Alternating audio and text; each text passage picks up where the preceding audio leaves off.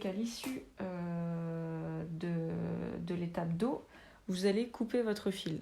Donc vous pouvez prendre une petite longueur et vous réservez votre projet. Maintenant, on va s'occuper donc de la formation des épaules, donc les épaules gauches et les épaules droites qui vont être faites sur ces deux parties.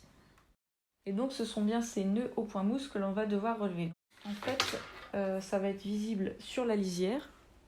Je vais essayer d'agrandir. Et c'est les petits nœuds que vous voyez donc sur les côtés.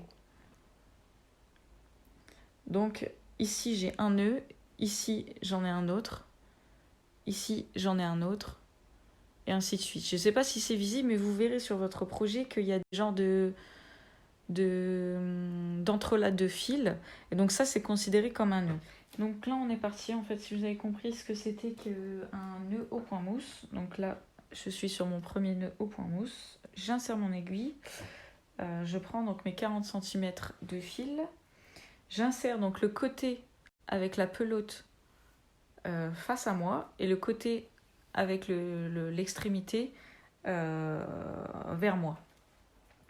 Donc j'insère mon aiguille dans le premier nœud au point mousse, j'insère mon fil. Hop. J'insère mon fil. Et maintenant on s'occupe qu'avec le fil sans extrémité, donc sans pelote. On va relever donc nos 15 mailles avec ce fil-ci.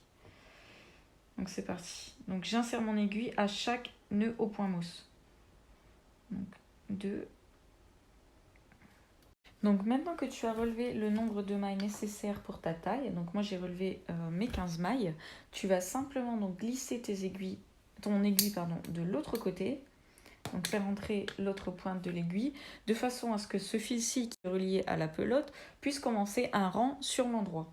Et donc là, ça va être très simple. Tu vas refaire un rang de mise en place, donc comme au début, avec une maille endroit, une maille glissée jetée, une maille endroit jusqu'à la fin du rang. Et au rang suivant, on continue donc avec le motif de point brioche. Et on se rejoint après pour l'étape d'augmentation. Du coup, je reviens vers vous. Donc là, on a fini de tricoter l'épaule gauche. Et on va s'attaquer donc à l'épaule droite. Donc la seule chose qui change pour l'épaule droite, c'est qu'on ne commence pas à relever les mailles du bord, et on commence à relever du milieu vers le bord. Donc je vais relever mes mailles et on se retrouve après. Donc là, pour l'épaule droite, donc vous commencez bien. Attendez, je règle. Vous commencez bien du milieu jusqu'au bord. Donc votre aiguille est dans ce sens-là. Une fois que vous allez relever vos mailles, vous allez glisser comme tout à l'heure l'aiguille et mettre votre aiguille dans ce sens-là. Donc il faut que votre fil de pelote soit dans ce sens-là. Et là, c'est le fil de maille relevée. Donc, je vais juste vous montrer de plus près. Voilà, donc là, le fil de pelote et là, le fil de maille relevée. Voilà, donc là, j'ai fini de relever mes mailles. Donc j'étais comme ça. J'ai fait glisser donc mon aiguille comme tout à l'heure.